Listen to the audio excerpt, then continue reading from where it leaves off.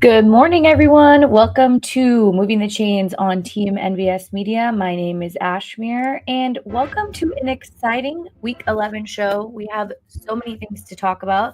I know I was gone last week, as was my other partner, Joe Cardozo, but Jeff held it down. I heard he did a great job with the squad, so good job, Jeff. Well, I had some great guests last week. Thomas and Cam came in and held it down, and the viewers loved it. So, Yeah, I don't know if we're going to be doing back a to the 2-hour regular show crew. today. We're back to the gang, the original gang. So we're still gonna hold it down. We'll make it happen.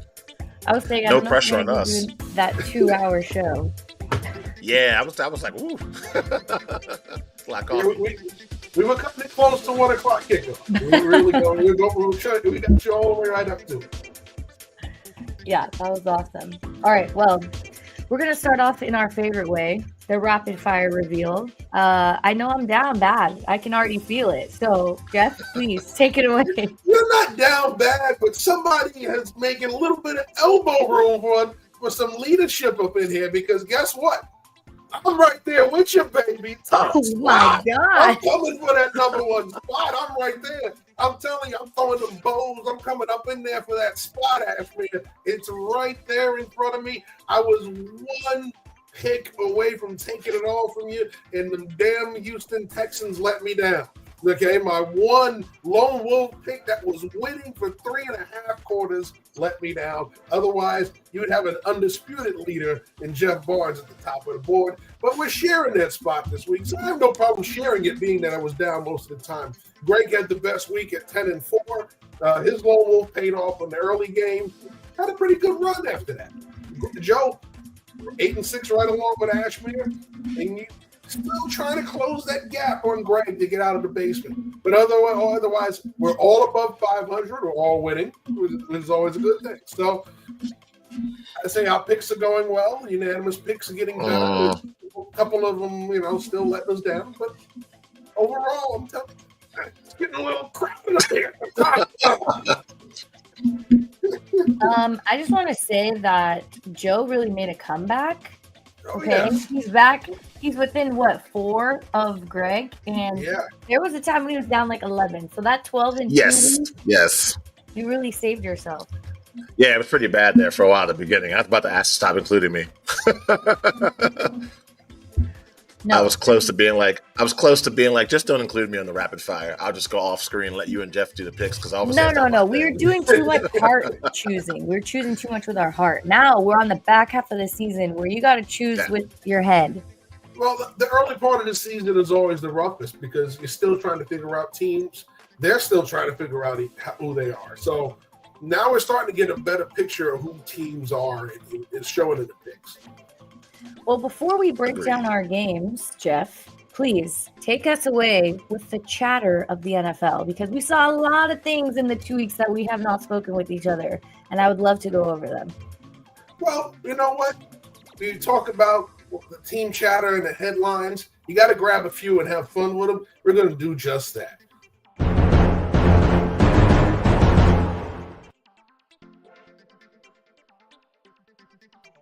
This graphics team is doing great work.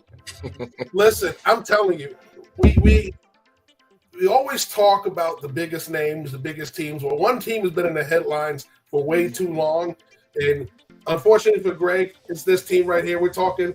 That's right. The Dallas Cowboys, right? And in this week's episode of the Blame Game, a couple of weeks ago, it was fans coming through their workouts while they were in the gym. Then it was, it was the injuries. It was this. It was a lot of things going on. Dak Prescott's hamstring. But guess what? This week's excuse, folks, is that's right. The sun in AT&T Stadium. I mean, come on. I mean, seriously. AT&T Stadium has been playing day games for 15 years, for 15 seasons, and guess what? They've won with the sun. You don't give me the excuse they lost because of the sun. You lost because your team is battered, injured, and just not that good. You couldn't beat the Philadelphia Eagles. It happens. Guess what? It's a tough season. Suck it up. Keep getting better. But boy, oh boy, the excuses are aplenty when that team is losing. And this week's excuse is the sun. So Greg said, let him rest, please. All right. So Never. another headline, and it involves today. Okay. So the Jacksonville Jaguars, a team we know, is plain and simple. They're struggling, right? Everybody knows that they're struggling. Well, guess what? The owner knows the most. And guess what? It is time for the wrath of Khan. He is to lay down and eat it privately. That guess what? Somebody's got to go if they lose today. Right? Yeah. So it may not be Doug Peterson. It may be some of his assistants. We see that's a lot of the trends that happen now. Okay, the head coach changes, but the offensive coordinators are getting the boot. Well, guess what? The wrath of Khan is coming today, and Shad Khan is going to have the last laugh in that one. Now, we all love a good feel-good story, a little bit of a comeback story. Well, we all know that song by Hall & Oates, "Baby Come Back." It's about to come back in Indianapolis. All right, here we go. All right, Anthony Richardson is back as the starter. They went to Flacco. Things didn't work out. The new babe didn't work, so they got to go back to Anthony Richardson. Listen, I said it a couple weeks ago. You don't toss a young man out. You got to go out and work with him. They felt he needed to sit a while to get the groove back. They believe he's been better. He's coming back to the starting lineup today. But boy, oh boy, it'd be nothing better than a feel-good story for Anthony Richardson to come back and win. I really think that's my favorite graphic. Wrath of Khan was awesome. All right. Now I'm going to have to find some time this week to watch that movie, Jeff. Thanks. Best Star Trek movie ever. I was going to say, let's start off with the Richardson news. How do you two feel about that? I know Jeff talked about it when we were talking a couple weeks ago about going back and forth. So, Jeff, I'll let you go first. Listen, it's the best thing for him. He's your franchise. You drafted him for a reason. We knew it was a long-term kind of thing. He wasn't going to come out there. And if he had early success, there were chances of a sophomore slump. He only played a few games last year. He has a lot of room for growth. You have to give him time. Yes, he needed to grow up. You kind of made it on-the-job thing when you made him your day one starter. So you had to be patient with him. They had the ability to pull him, put Joe Flacco out there. They were competitive. They didn't win, but they were competitive. But nevertheless, he comes back. They believe he's grown up some. We're going to see. But overall, he needs to be out there. He's not going to get any better on the bench. I feel like it's giving early Kyler Murray drama, when everybody was joking that he was gaming all the time and now he wasn't really paying attention. And I mean, Greg just said he's been paying more attention. What was he doing the last 10 weeks of the NFL season? I don't understand. I feel like you're supposed to be locked in all the time. So, Joe, what are your thoughts? I mean, I just think it's a maturity issue. I mean, he's a guy that you got to remember when they drafted Anthony Richardson. I think when he was at Florida, maybe he started 8-9 games. So every game in the NFL is still a giant learning process. I mean, instead of being able to kind of go through his bumps in practice and OTAs, we're watching his growth and his mistakes in real time. I mean, sticking with the Colts, think about Peyton Manning. I think it was 28 interceptions his rookie season, but you knew that potential. I think the Colts probably heard the outside noise and also the noise inside the building that sitting this guy and benching him is not the best thing for his development. He needs to learn, in my opinion, he needs to learn on the job. He needs to go through those bumps and bruises. So I think it also is on Anthony Richardson to mature and grow up. This is professional football. This isn't playing with your cousins and friends in the backyard. You got to focus. I mean, like you both said, got to be locked in at all times. So, whether it's game planning, whether it's training, making yourself a better quarterback, a better man off the field as well. I think that's all things that Anthony Richardson needs to learn. I think if the Colts allow him that process, he could try to be a franchise quarterback. Who knows? But I think the main thing people have to remember when it comes to him is the kid hasn't even started 20 football games yet. Just give him some time. All right, for the Jaguars, you said if they don't win today, someone's getting fired. Well, they're taking on the Detroit Lions, so I feel like that's going to be an automatic L. I think it's all about how they perform, not if they pull through the W, because the Lions are on a completely different landscape of what they can compete as. So, Joe, coming back to you, what needs to change here? Started 0-4. I mean, Jacksonville's been down bad for this entire season. Man, this team is a mess. I've said the same thing every show, but it just blows my mind. Think about it. This is a team that 4 years ago, maybe 3 years ago, was in the AFC Championship game and could have beat the Patriots to go to the Super Bowl. How the mighty, or up and coming, I guess, in their question, have fallen. I think that it starts with the quarterback. I mean, Trevor Lawrence play has been super inconsistent. some big money free agents that haven't really panned out, whether it's due to injury or performance. I just think that Jacksonville's calling card during that year when they made that AFC Championship game was the defense. Walker, the number 1 pick out of Georgia, starting to come around a little bit and show that he was at least worthy of being a top 10. I'd still argue shouldn't have been number 1 overall that year in the draft. I'll leave that to Jeff and the rest of the draft experts. But he's starting to show that he was at least worth a top 5 pick. I think that defense is coming around, but their offense just super inconsistent. You talked about having a good performance. I think if I'm the owner, I have to see their offense show me some progress, show me some potential on the offensive side of the ball. And to your point, Ashmere, yeah, they're probably going to they will lose to Detroit. Don't let it be a blowout. You got to make the game close, show some fight. But like I said, Jacksonville defense slightly improved. Their offense, complete mess, in my opinion. Oh, yeah, let's also remember that Mac Jones is going to be starring. So, Jeff, what does it look like I know, sorry, I had to throw that in there. What does it look like for them to just pass on through the rest of the season? I mean, you're not looking to contend. Well, their owner doesn't want them to start looking forward. He wants them to look at right now. Okay. And they better figure out a way. Listen, this business is not very forgiving when you lose it. Somebody's got to lose their job at some point. You prefer it not be you. So whether you're a player, whether you're a coach, after a while, everybody gets evaluated from top to bottom. So that means Trent Baalke is also tied up in this as well. He's not immune from prosecution from the cons. So if you're involved in the Jacksonville Jaguars, you're all looking around the room going, we better make something happen quickly, because when heads start rolling, you don't want one of your heads to be one of them rolling down the street. So this is the point where they have to do a gut check, looking around that locker room, looking around the meeting rooms, and going, we got to figure something out and figure it out quickly, because at some point they're going to start looking for people, and you don't want to be one of those people. All right, and we're just going to run it back to Jeff for the next one. When you're talking about the Cowboys and just how bad it's gone, Dak's now out. There's just so many things that have changed from week 1, top of the, their division, just a Super Bowl contending team, paying out both of their players, max contracts, you name it. They're like, we are locked in with Dallas. This is our time. And now it's like you said, the blame game. There's just been headlines after headlines of what is wrong in Dallas. So I want to hear your opinions on what you think is really wrong in Dallas. Anything and everything that's going wrong. When you always talk about Murphy's Law, this is the exact. Right? Think about how this season started. You come in, your quarterback and your receiver are both under contract years. You're trying to get both of them paid. You finally get the receiver paid, get him in the camp late. You get the quarterback paid the day of the game, right? And then you turn around, and what happens to you? You go out there, you beat Cleveland, but in the process, you start getting battered. You lose DeMarcus Lawrence. You already lost DaRon Bland.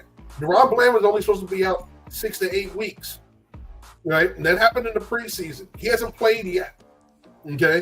So that's a corner you're already down coming into the season. You started a rookie. He even got hurt. You were pulling people off the practice squad. The practice squad corner gets hurt. Your top 4 pass rushers go out in the first 4 games, okay? Anything and everything that could go wrong for the Dallas Cowboys, it went wrong. Oh, by the way, we didn't mention that Brandon Cooks is on IR, and you haven't heard his name about when he's going to work out. They've got issues offensively. They've got issues defensively. As we saw special teams wide, the best thing they have is Kevontae Turpin and the kicker, right? So they're having a lot of issues outside of that. That's not a good sign for a coach who's in the final year that's mirroring his first year. His first year, right? He came out. Dak Prescott got hurt for the season. He had a lot of issues defensively. You couldn't stop the run. You couldn't stop the pass. Well, guess what? This year, Dak Prescott's out for the year. Couldn't stop the run. Couldn't stop the pass. This is looking like Mike McCarthy's last year. This is just like the first year. He's going out losing, and with a beaten, battered team that's not playing very well. Yeah, and I think the Sun, and after we saw the Mike Tyson fight and they put the curtains out, and of course Bleacher Report had to really call that out. I think it's trouble in Dallas for sure. Joe, do you have any closing ideas of how the Dallas Cowboys... It's a wash season for Dallas Cowboys. If I was the Cowboys and I'm the front office, I'm thinking, what's our draft plan? What's our free agency plan? Who are potential offensive, defensive coordinators out there we want to bring as a head coach, or possible other coaches currently in the NFL we want to bring in. Season's over. Kind of like what Greg said in the comments. Not even worth a discussion, because we know what the potential was at the beginning of the season for Dallas is not what they currently are with the roster they have. So if I'm a Cowboys fan or a member of that front office, I'm already thinking 2025, what a bounce back it could be. It's been a disaster this season for them. That's such a positive spin on things. So let's roll into our future, things that are not happening, have not happened yet, because we need to talk about the games for today. Let's kick it off with everyone's favorite matchup. No, I'm just kidding. But who really thought the Broncos were going to turn things around as they did and be one of the top contenders in their division? Bo Nix has absolutely lit it up offensively. And Kirk Cousins, from the week one way that we broke him down, saying that he wasn't mobile, we didn't know what it was going to look like, has just changed the franchise. The Falcons are doing very well. So I think this is a very important matchup for both teams. Falcons need to get the win, as well as the Broncos need to get the win to remain where they are within the division. So I'm going to give Jeff the Broncos here.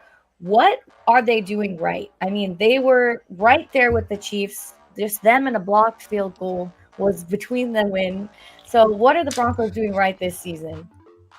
Their young defenders are playing very well. We talk about Patrick Surtain on the outside. We talk about the guys up front. They're playing very well defensively. It's allowing Bo Nix to play within himself. Okay, they're not going out there trying to throw the ball 40 to 50 times a game. They have a running game that's helping Bo Nix out. So I think what you're seeing is they're playing. We always talk about complementary football. They're doing their best job of doing that, and it's helping out Bo Nix in a big way. He doesn't have the weight of the world on his shoulders, unlike certain other young quarterbacks in Chicago, right? So I think that's one of the things you look at as far as having that success, because as a team concept, they figured out a way to go out there and be productive as a team. They've beaten some very good teams. They've had some tough losses, but overall, this has been a team that goes out there and finds ways to get it done.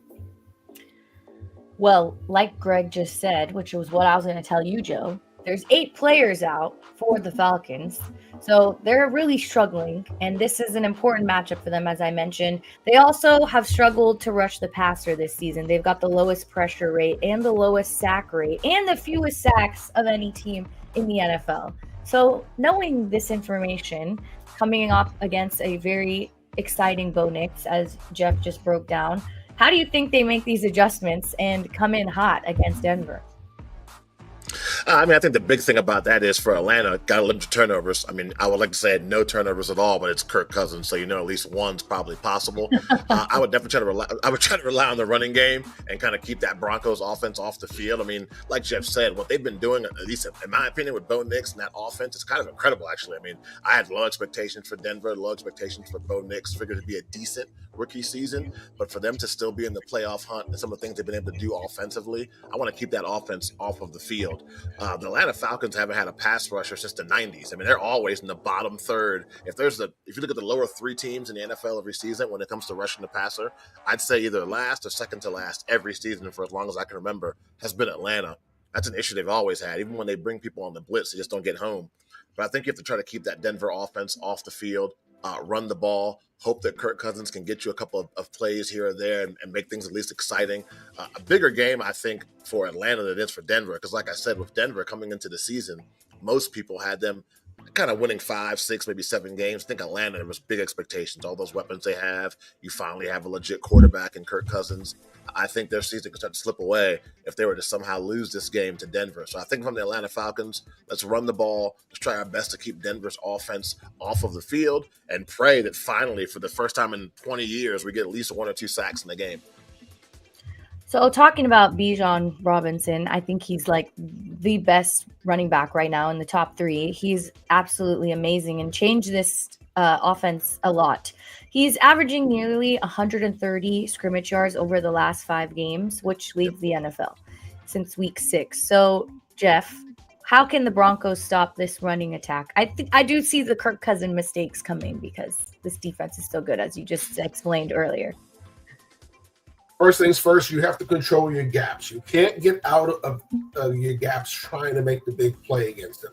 You have to play team defense up front. So if your job is to set the edge, not let them outside, You need to do that. You can't allow yourself to get hooked. You can't allow yourself to get pinched by the tight end as he comes down on you. You have to be able to fight to the edge to force him back inside. Allowing Bijan Robinson outside is a very risky proposition because he's a guy who can break it on the outside with the speed, or if he finds a crease where he can cut it back on you once he gets outside. That's another thing he can do. Very slippery runner. Also, if you're on the inside, okay, you got to hold your gap. You can't get pushed to the second level if you're a D lineman at the D tackle level. You've got to be able to fight in your gap and maintain. Do not let that offensive line move the line of scrimmage forward. You can cause stalemates or play in the backfield. That's going to take away the inside. The linebackers can't over pursue, can't overflow. Right, so those guys got to come down the line of scrimmage. Make sure that you're staying in step with his progression down the line. If you allow him to get too far outside of you, he's going to use that speed to beat you. If you overstep and get ahead of him, he's going to cut back on you and find creases. So it's all about discipline up front. If those guys in that front six and front seven maintain their gap integrity, it allows the guys at the back end, if he does squeak past them, to come up and make the tackle. But giving him the full head of steam through the line of scrimmage is a very risky proposition, so they cannot allow that to happen. Yeah, I think this is a big Bijan game, but also he's got 2 wide receivers out there. So there's a lot of things going well for Atlanta. I don't know if there's any more exciting game than playing in Denver. I feel like the atmosphere, the altitude, there's a lot of problems, there's a lot of people, and they're rooting for a really big win on that. I mean, I really hoped Denver was going to win last week, and they just let me down. All right, we're going to take a quick break and hear from our girl, Christy Love, on the gambling choices for the week, so we will be right back. What up, y'all? It's your girl, Christy Love with Team NBS Media, and I got a couple of parlays for y'all for this Sunday. Let's get into it. The first leg, I got Lamar Jackson getting over 240 passing yards. He hit this leg in the past 5 weeks. It should be an automatic loss. They are playing Pittsburgh in Pittsburgh, so he should get it. If anything, he should get this. Then I got Derrick Henry for a touchdown. That should be an automatic guarantee. Like, he hit this leg every single week. So put that down, y'all. Then I got DeAndre Swift for pretty much 70 rushing yards. The Bears are completely washed, but he can get guaranteed yards. So I will go ahead and do 70 yards. We're going to be at Soldier Field, and if anything, he'll get you them yards. Then I got Puka for 71 rushing yards. He should get that also. Josh Jacobs, the Bears are bad against the run. He should get 75 easily. And then I got Travis Etienne for 52 rushing yards. He should get that soon. My next parlay is a money line parlay. I got the Steelers beating Pittsburgh. I got the Lions winning, San Francisco beating Seattle, and I do got the Broncos winning. I also have the Bills beating Kansas City. Somebody has to beat Kansas City, and I think Buffalo is going to be the one to do it. They have to do it because Kansas City is very, very, very beatable. And then lastly, I have the Colts winning. As always, make sure you guys go to betus.com, use promo code Team NBS to get your bonus matched at 125% on your first 3 deposits. That's free money that you guys are getting for just depositing money. That's free money, y'all. Like, come on. So make sure you guys use the promo code Team NBS to get your free money. And like I always say, don't say I never gave y'all anything. I'm giving y'all the sauce to get free money. All right, you guys, until next time, bye. I love how Christy Love and I both hate on our teams individually because we are realistic football fans and we know when to talk badly about our own teams. And she's like, the Bears are down bad, but you could still count on DeAndre Swift. That was very good. I think I agree with a lot of her things. I haven't bet yet, but that's just because I'm too indecisive for all of these things. Next up, we're going to talk about the Ravens and the Steelers, the matchup of the North. And this is a very big game because it's going to determine who gets to lead the AFC North. And the Steelers lead all time 35-25, including the postseasons. Even when the Steelers are down bad, they're not really projected to close out their season any better than they do. They figured out a way to beat Baltimore. And I'm sure that Lamar Jackson is upset with that. And he's ready to use this team and Derrick Henry to his advantage. Pittsburgh has won 7 of the last 8 games, all by 7 points or less. And the Ravens' last victory came in at 2022 in Pittsburgh when Baltimore won 16-14 So there's a lot riding on this game when it comes to Baltimore. And I'm going to give Joe the Baltimore Ravens, and I would love to hear how you go against your rival in this sense and just really come out on top. I mean, there's a lot of pros coming in for Baltimore, and then Russell Wilson has really changed the game over there in Pittsburgh. I think offensively, if I'm the Ravens, man, bread and butter. Derrick Henry, sprinkling some Lamar Jackson there. Johnson, he just got from the Panthers, wasn't really involved in the offense, but it's only been one game. So you got to think with more practice time and a chance to kind of get acclimated and get in the same page with not just their OC, but Lamar Jackson. It should be a bigger game from him, better performance. I think if I'm the Ravens, like I said, running game. One thing about this Baltimore team, unlike Baltimore Ravens teams in the past, is they have a lot of weapons on the outside, on the inside, say Flowers. They can hit you a lot of different ways. We know that when it comes to Pittsburgh, their defense starts and ends of TJ Watt. I'm not going to say stop them because you can't stop an unstoppable force like TJ Watt. But the key is going to be for Lamar Jackson to get rid of the ball. You don't want to stand back there holding the ball forever because the longer you hold it, your offensive linemen are going to give up some sacks. They probably wouldn't have given up if you got rid of the ball faster. So for offense, if I'm Baltimore, like I said, let's get the running game rolling, get them on their heels, set up our play action pass. We have two really, really good tight ends, weapons on the outside. I think the Pittsburgh Steelers have never faced a Baltimore Ravens offense that has the potential to be as explosive as this one has. I think you make some very good points, and I feel like Jeff has something to combat that for the Steelers side. Because we know the Steelers love to play bully ball out here, so Jeff, let them know.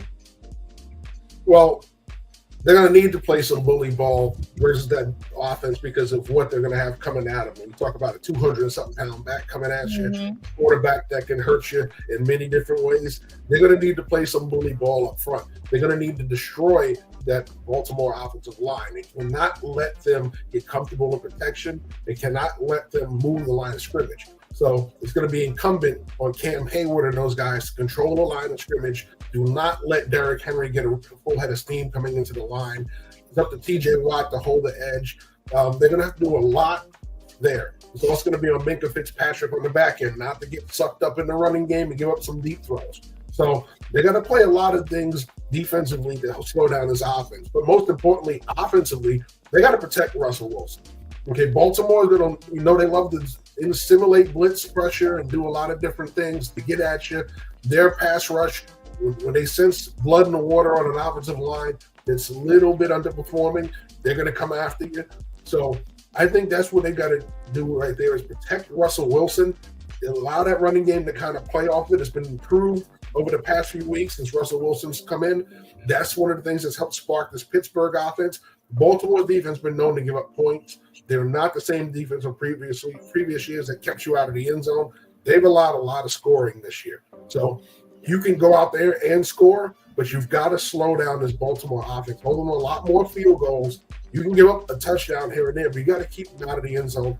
Make Justin Tucker their best weapon for the day, and that's how Pittsburgh comes out on top of this.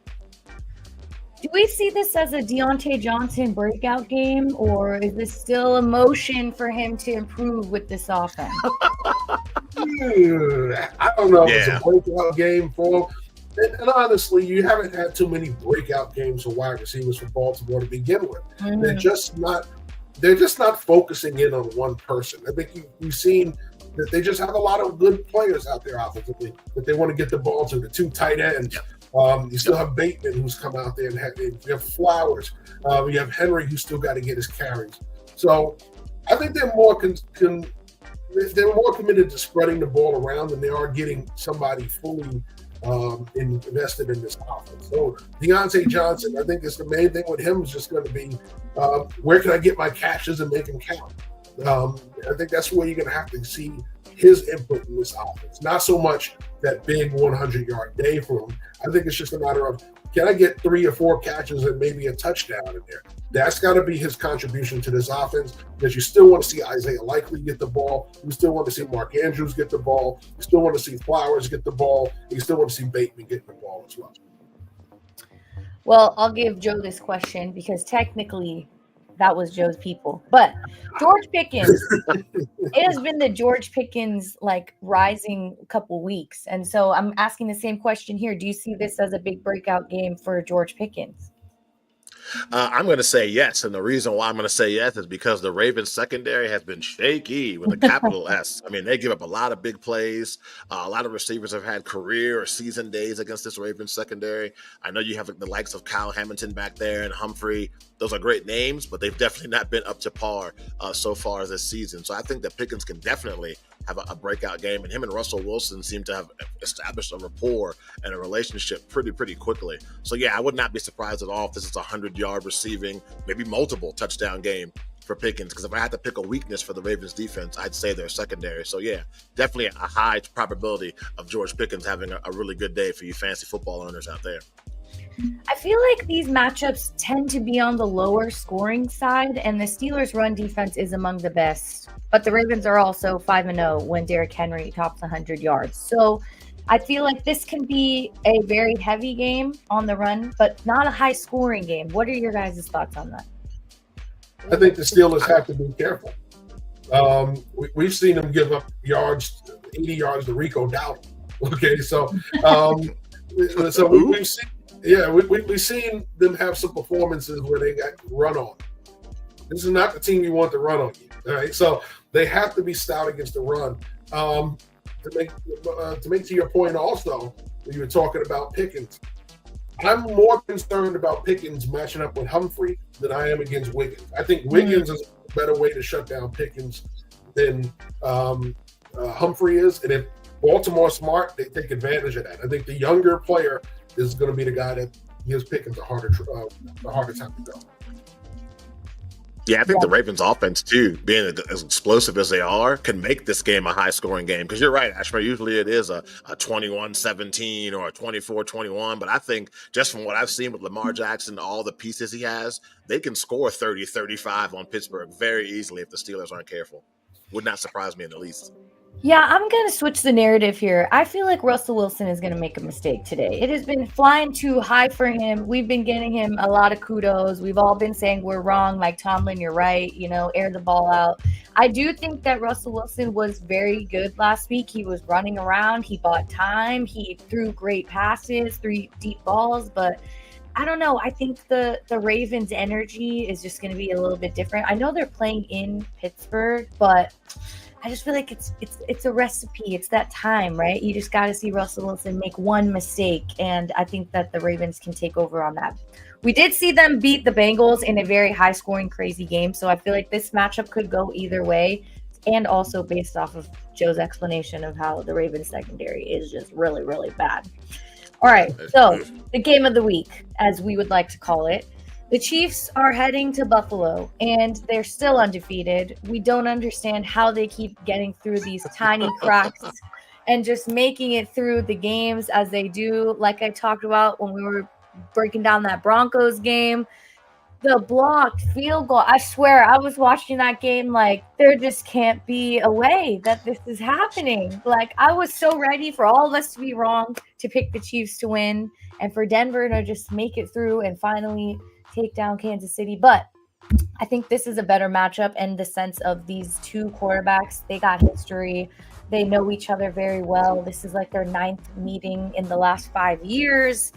And somehow, for the same storyline as Patrick Mahomes, Josh Allen continues to figure it out. He's losing guys left and right, but he is still winning. They're on a 5-game winning streak. Of course, the Chiefs are on a 9-game winning streak. So for the Bills, we're just going to talk Bills here first. You've got the one-up being a home field advantage. You've got Chiefs coming in after that crazy loss. You saw what Denver did correctly, right? They were holding Patrick down from, I think, 3-1 in the red zone, if I'm not incorrect. And so that's a big deal. And so how can you copy the success from the Denver Broncos defense here, Jeff? I think the one thing that you're going to have to do is make those receivers beat your coverage. Okay, if you go out there and you try to take too many chances versus Pat Mahomes, you're going to give him options. Okay, he loves to extend the play. He loves to find the one-on-ones that he can win. But if you can get pressure with 4 and play coverage behind it and make it where he has to hold the ball and wait, you can get to him. Those guys that can't uncover won't uncover, and it'll cause more problems than there are big plays for this offense. You can't let Kareem Hunt go out there and get while doing it, right? We know Pacheco is still hurt. So the play action game is one of the things that they are able to utilize. We have Kareem Hunt. All right. So I think the main thing is be able to get pressure with 4, bring 5 and 6 on occasion. But the main thing is to be able to put coverage back there where Mahomes has to hold the ball and wait where your pass rush can get to him. If that happens, they'll be able to go out there and do what Denver did to them. If they can't do that, then you're going to have some issues because they're going to find some big plays. All right, so offensively, we've got James Cook. He's been absolutely phenomenal for this team, but I believe we're down Keon Coleman. So curious to hear, Joe, how they adjust with missing one of their best wide receivers. I mean, if he's going to suit up and play today, it's Amari Cooper. It's your time to shine, man. You've had a couple of weeks to kind of get acclimated to the system. I hope by now 15, 20 plays, like the back of your hand, because a lot of these NFL offenses is the same plays, just different names for the plays. Your chance to shine, get your tight ends involved, and like you mentioned, get Cook. I think for the Buffalo Bills, this is a huge game mentally more than anything else. I mean, I understand. I've said it before multiple times in this show. I don't care what the Bills do into the playoffs. I got to see them get over the hump. But part of your journey to getting over that hump is beating Kansas City, even if it's a regular season game.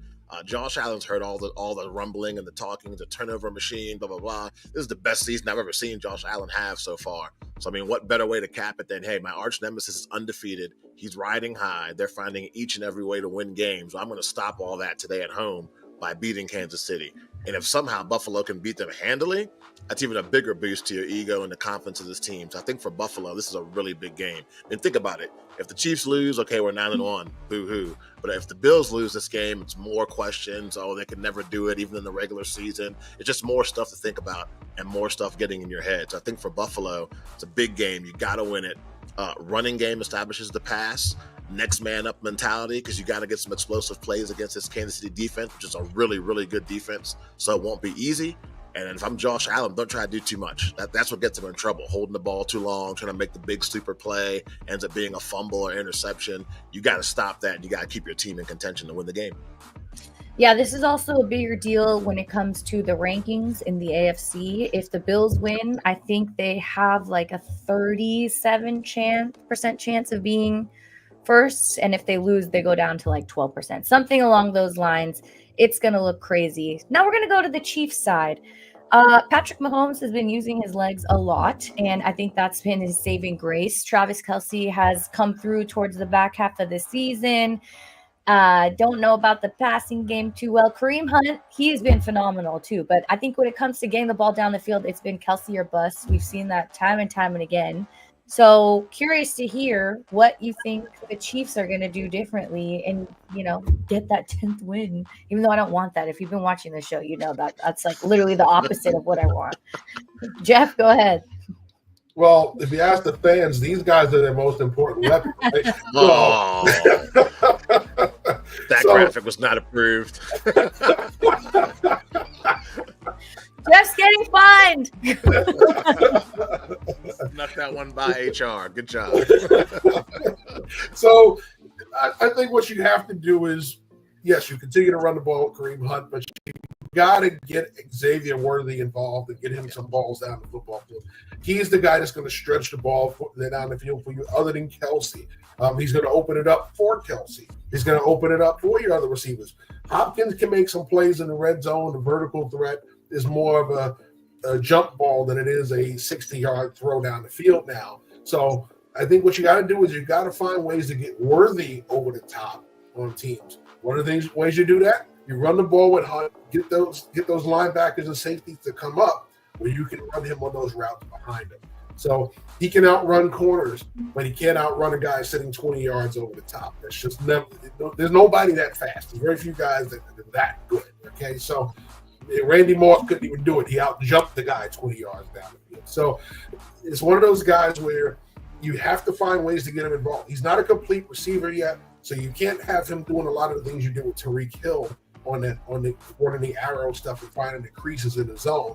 He's going to build that up over time. But what you got to do is utilize his speed vertically. How you do that is give them a reason to get sucked up in the running game and then underneath the throws. But part of that is going to be they're going to be still going to take away Kelce. So if they're going to be doing that, you got to find ways to get Worthy over the top. All right, Joe, the Bills are 2.5-point favorites in this matchup, and I think that's simply because they're at home. Do you think that they're going to be able to stop Patrick's leg? I mean, he just figures out how to get that extra yard, right? He's getting that extra first down, and that's really what changes the momentum for the Chiefs. So defensively, how do you think the Bills can just put that stop that? Well, like Jeff just talked about, the wide receiver core is not exactly breaking records and burning down the house. I mean, one thing that the Bills have never had to contend with when they play against Kansas City is DeAndre Hopkins, and D-Hop's shown that he is happy to have a legit A1 quarterback under center throwing him the ball. So I think from the Bills, you just got to maintain your gap assignments, you get integrity. You can't try to take wild chances. I think with the Patrick Mahomes thing, that herky-jerky running style, looks like he's jogging in slow motion. Next thing you know, he's picked up 17 yards. You're like, what the hell? Our linebacker runs like a 4.3. You can't catch Patrick Mahomes, but it works for the guy. So, I mean, if it ain't broke, don't fix it. But I think if I'm the Bills, got to try to do your best to try to keep him in the pocket. Don't let him get to those open rush lanes where he can pick up those first downs. And if you think about it and you watch a lot of Chief games, it's always at the worst possible time. It's 3rd and 12. Everybody's covered. There goes Mahomes scrambling for 14. It's 3rd and 8. Defense does a great job of covering everybody. There goes Mahomes scrambling for 10. You have to realize that he is a running threat. He's definitely running the ball a lot more than he has in the past this season. So just pay attention to that. And then as far as their wide receivers go, if I'm a DB for the Bills, I just got to make sure I keep my man on lockdown. There's not really an explosive receiver out there. The linebackers for Buffalo are going to be under a lot of pressure because obviously it's up to the linebackers to cover, or at least try to cover, a guy like Travis Kelce. And Ashmere made a great point. I'm starting to think that Kelce's the kind of guy later on in his NFL career, he kind of chills those first 10 weeks of the season. And then when the second half comes on, all of a sudden he's making plays, 100 yards receiving, 2 or 3 touchdowns here or there, knowing that you got to be ready for that going into this game. But definitely a lot of pressure on the Buffalo defense to keep Kelce in check and also pay attention to Mahomes' legs more than you have in the past. Yeah, if I see Travis Kelce wide open in the end zone underneath so he gets that extra yardage gain, I'm going to be really annoyed. Like, there's just got to be heavy coverage on Kelce. Not assuming the double team is what's going to make it happen, but I just think that this team can be beat. And I feel like this is the matchup for it to happen. It all has to come down to the coverage of Kelce and, like, I mean, I believe the Bills can stop the run, but I really think Travis Kelce's explosive plays just make everyone get all excited, and it brings that energy to the Chiefs, and him and Patrick are like, we are that team. You know, I just can't stand him. He's a special player. When special players make plays, you all get excited about it. But he's also an aging special player, so he's starting to get a little bit more diminished. You're not seeing him beat coverage the way he used to because he's a step slower. It happens. You just need the guys around him to kind of step up. And it's just, you don't have enough of those guys right now because the main ones are hurt. You know, you don't have Rashid Rice, you don't have Pacheco.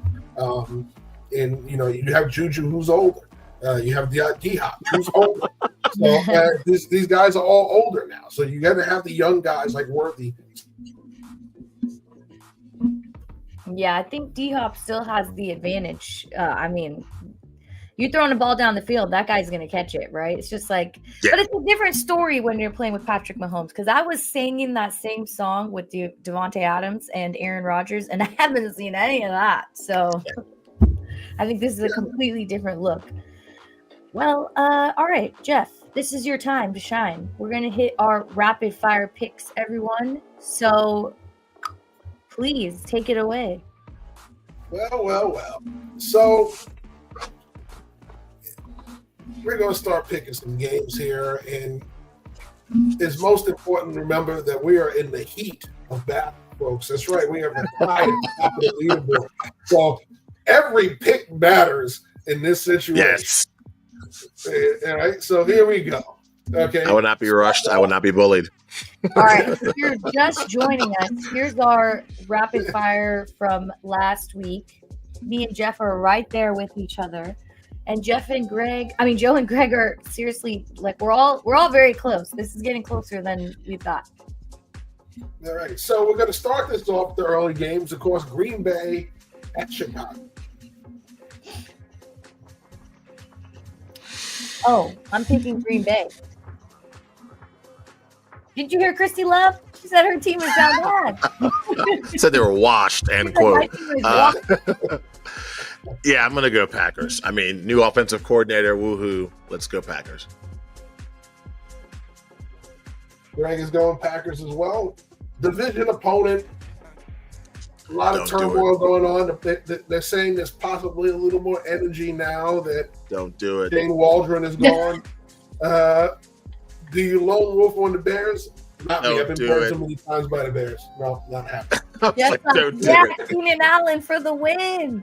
I was like, I will help you. Look, you need help. Don't do it. One of the bigger matchups we talked about, Baltimore at Pittsburgh. A lot of people are feeling the Pittsburgh Steelers this week, especially the way they've been owning Baltimore as of late. They forget that there was a couple of those games in the streak, 7 out of 8, that Lamar didn't play. So I don't give them as much credit for beating them without Lamar. But that's just me. I must say, I'm going Baltimore. Okay. I think Baltimore gets it done in Pittsburgh.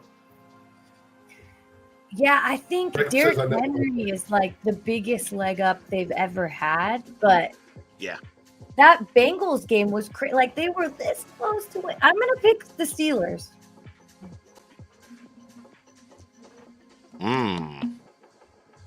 I've been losing on Baltimore every week though. Like, well, I hope you continue in this situation because I need that lead. Now we're getting honest. Week 11, feelings are out the window. I like it. I'm going to go with Baltimore. Week 11, no more niceties. I like it. Oh, me and Greg. Steelers. Split.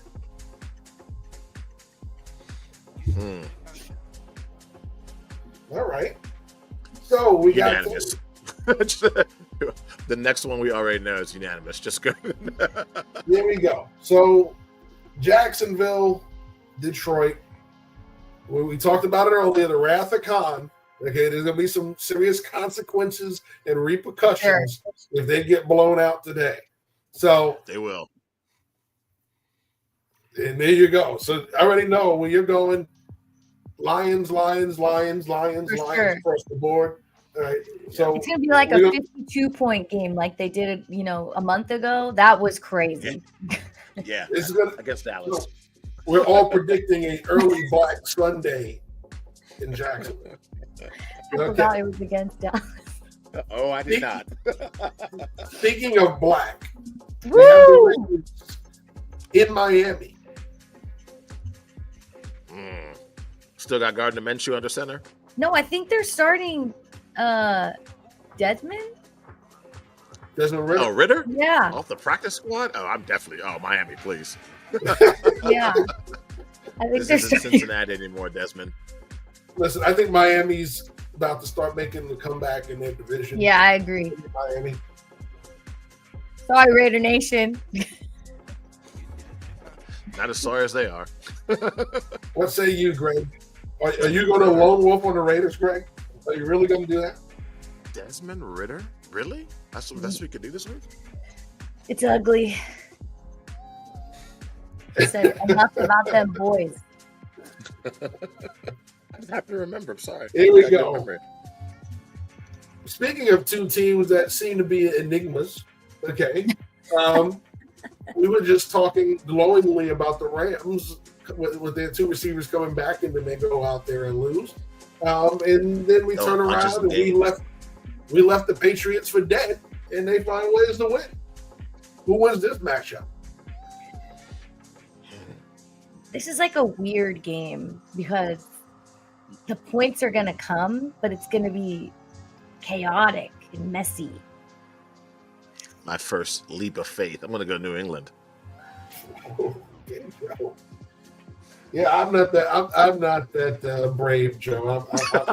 I'm going to stick with the team that I think can actually score. I figured you're going to lose at least one or two games. I'll just count this as maybe one of my possible L's. Yeah, I think Kyron Williams is going to absolutely dominate, so I'll pick the Rams. They're going to muck it up. It's in New England. They're going to make that game ugly. Okay. Okay, well, now you're persuading me, but I hope we both lose. And Jeff is down bad. Keep your phones on. Oh, Lone Wolf. Sorry, George Lopez, Rams guy. I gotta go. We got Joe Lone Wolfing on the page. First Lone Wolf of the day. We missed that graphic last week. I had to do it manually. All right. Well, step it up. Speaking of nothing bowls, we have Cleveland going to the Superdome. This game is horrific. I didn't even see this in the schedule. I didn't even see this in the schedule. We skip it. What the hell? Well, I'll tell you what. At least their new interim head coach in New Orleans gives a great interview. Have you heard him talk last week? He's talking about stopping at the toilet before the game. I mean, come on. At least he's honest, right? So New Orleans gets to host this game. Nobody's paying attention to it other than the local market. So we still got to pick it. So who do you got? I'm going to pick Cleveland. You're going with the land. Okay. Joe? Yeah, I go with the fighting Jameses. Give me the Browns. Gotcha.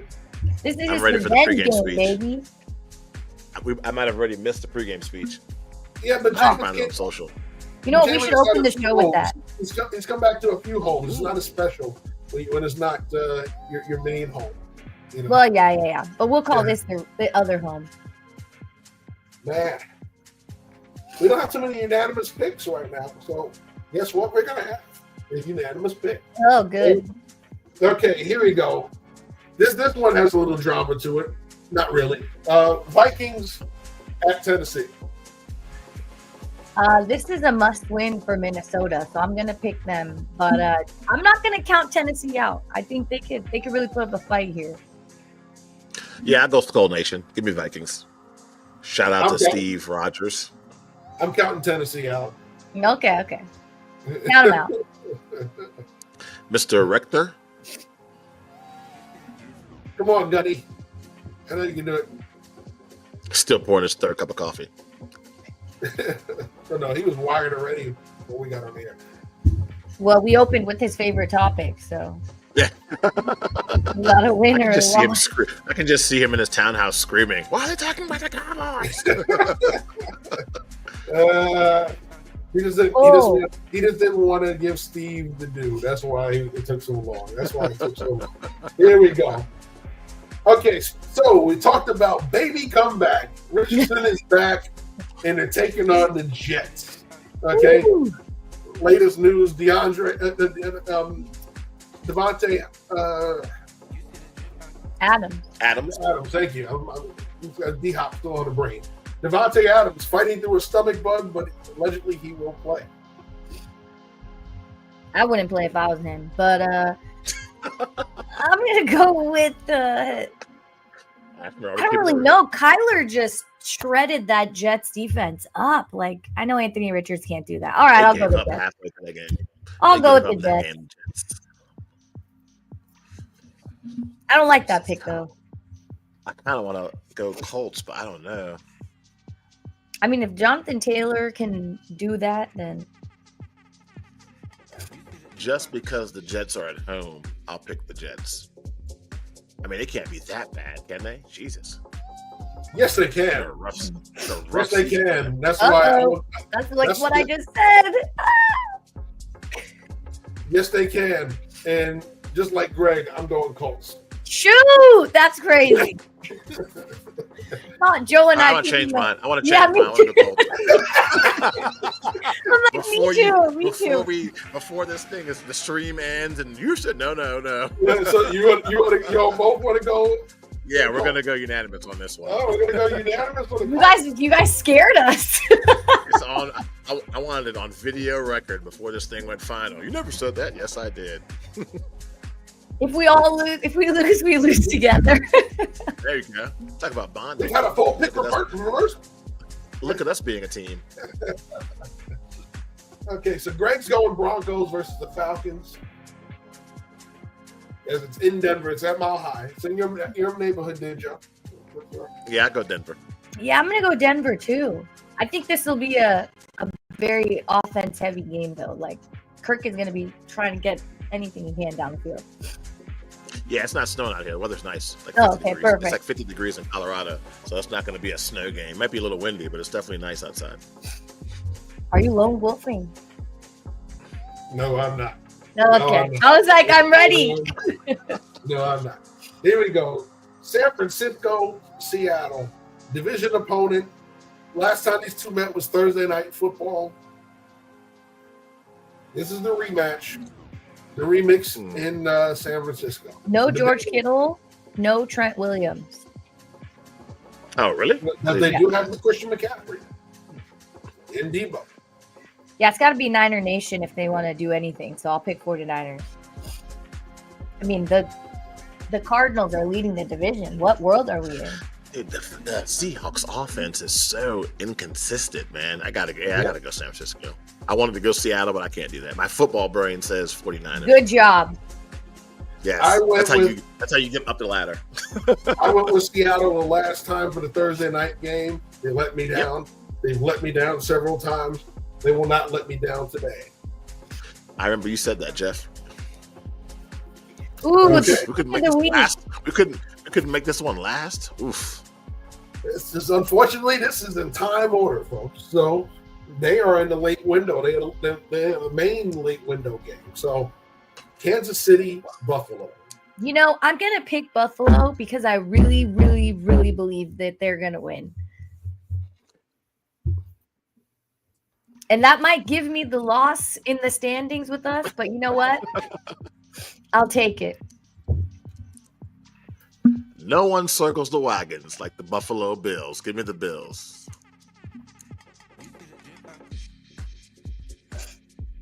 Also, Joe and I have never changed our picks before.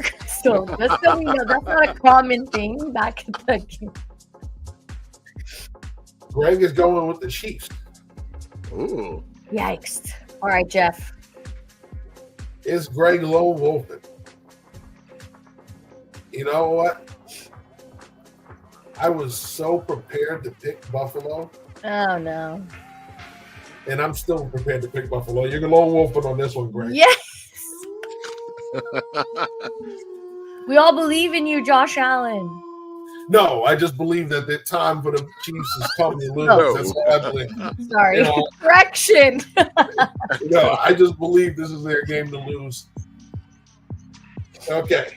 Cincinnati and the Fighting Harbaughs. No, this is a harder matchup than it looks like. It is. It is. I think it's easy. I go Chargers. Got better defense. Better defense. This game might be.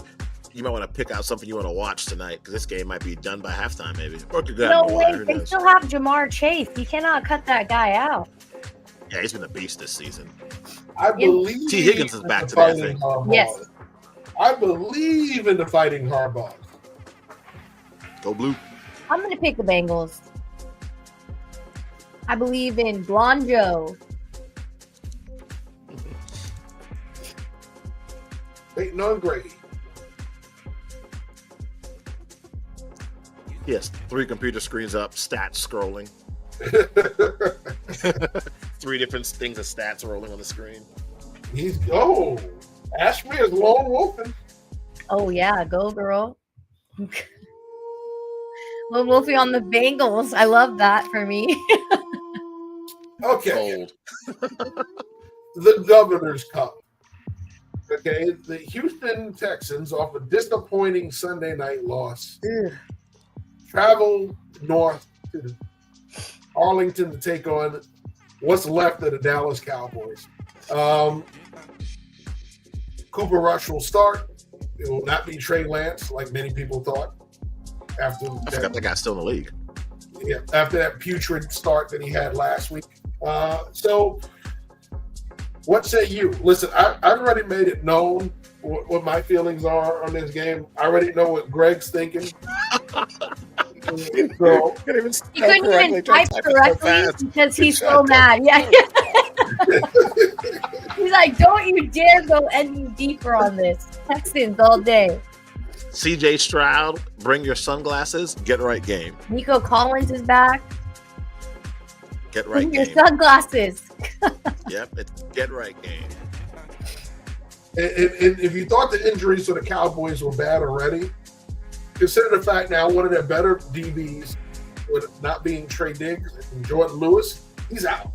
So now you're not only hurt on the opposite side, you're also hurting the slot. So yeah, they got issues in that secondary to go along with issues with the pass rush. And this is a bad recipe because they're going to run on them with Joe Mixon. They're going to throw on them. Ashmere, did you already say Texans? Yeah, for sure. What do you think? I'm crazy? Okay, I was making sure. I was just making sure. I don't want to assume anything. So, okay, one more game. That's Thursday night. Pittsburgh goes to Cleveland. I mean, Steeler Nation, great win. Yeah. Steelers. What a bounce back after coming off that Ravens loss. Oh, shoot. I'm claiming they're winning 2 in a row, baby.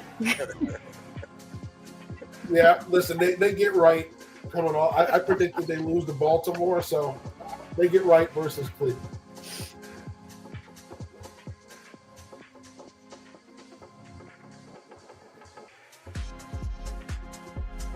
Yeah, right. The Steelers across the board. No, Greg, I can't. Listen, I would not be a fair journalist if I did not say what I had to say about the Dallas Cowboys. That's pretty funny.